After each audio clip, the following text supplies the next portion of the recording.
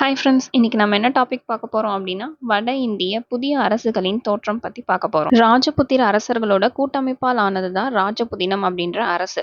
அதுல மிகவும் புகழ்பெற்ற இடம் எது அப்படின்னா சித்தூர் தான். ராஜபுத்திர இனக்குழுவினரும் ஒருங்கிணையும் மையமாக சித்தூர் தான் விளங்கிச்சு. ராணா அப்படின்னா அரசர்.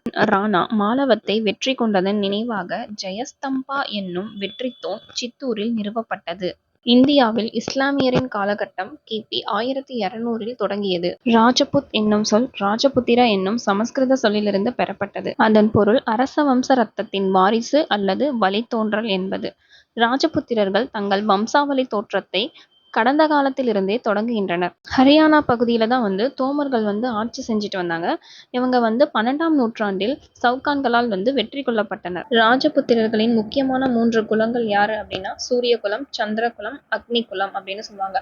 அக்னி குலத்துல தான் பிரதிகாரர்கள், ஷவுகான்கள், சாளுக்கியர்கள், பரமாரர்கள் இவங்கெல்லாம் வராங்க. பிரதிகாரர்கள் அவங்க கூர்ஜர பிரதிகாரர்கள் அப்படின்னு சொல்லுவாங்க. கிபி 6ஆம் நூற்றாண்டில் ஹரிச்சந்திரா என்பவர் கூர்ஜர அரச வம்சத்தின் அடிக்கல்லை நாட்டினார்.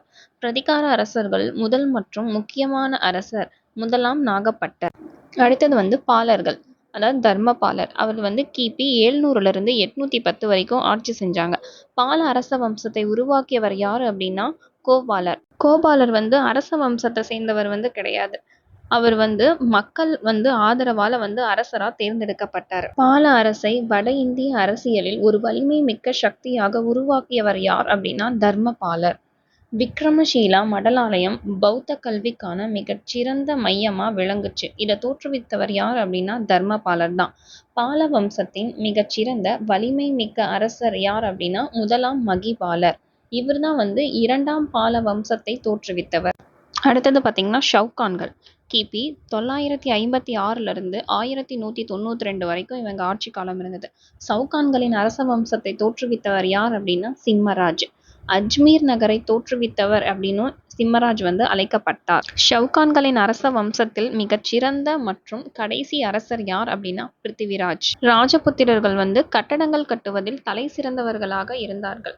ராஜபுத்திரர்களின் குடியிருப்பு கட்டடக்கலைக்கு எடுத்துக்காட்டா விளங்குறது எது அப்படின்னா குவாலியரில் உள்ள மான்சிங் அரண்மனை, ஆம்பர் கோட்டை, உத்கிபூர் ஏரியின் நடுவே அமைந்துள்ள அரண்மனை.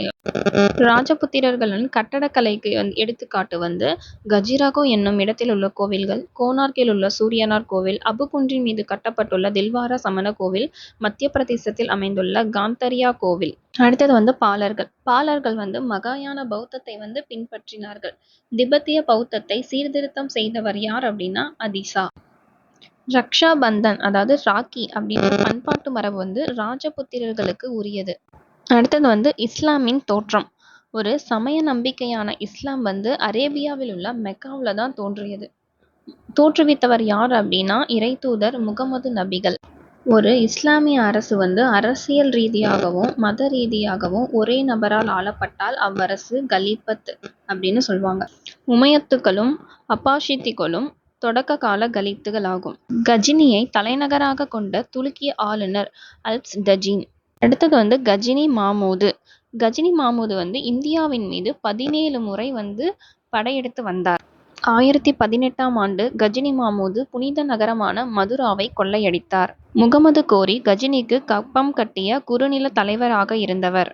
1191 டெல்லிக்கு அருகே தரைன் என்னும் இடத்தில் நடைபெற்ற போரில் முகமது கோரியை தோற்கடித்தார் பிருத்திவிராஜ் சவுகான். இந்த போர் முதலாம் தரைன் போர் என்று அழைக்கப்படுகிறது. 2ஆம் தரைன் போர் ராஜபுத்திரர்களுக்கு பேரிழப்பை ஏற்படுத்திய போராகும். முகமது கோரியோட தளபதி தான் குத்புதீன் ஐபக்.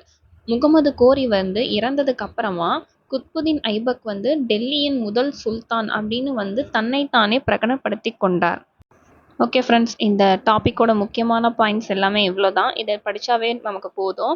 மறக்காமல் நம்ம சேனலை சப்ஸ்கிரைப் பண்ணிக்கோங்க. முடிஞ்ச வரை ஷேர் பண்ணுங்கள் எல்லாருக்கும்.